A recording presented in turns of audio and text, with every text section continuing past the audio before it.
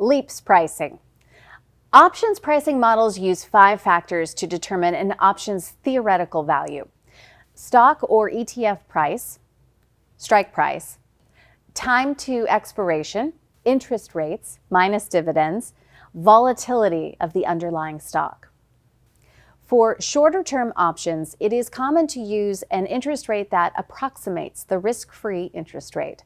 Most people use the U.S. Treasury-bill rate, 90-day.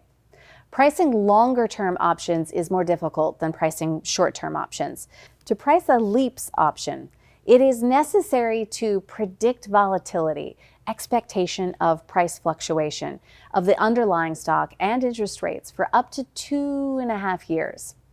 Of the factors mentioned, interest rates play a more significant role in the pricing of longer-dated options due to the length of time.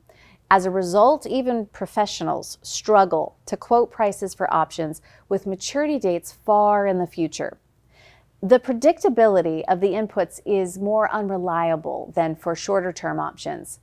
Changes in implied volatility can also significantly alter leaps options premiums.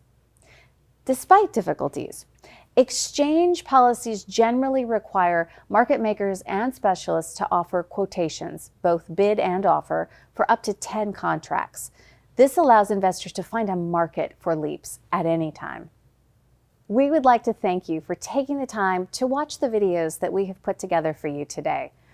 Take a look and subscribe to our YouTube channel, our Instagram, our Facebook page, and reach out if you have additional questions. We would love to hear from you.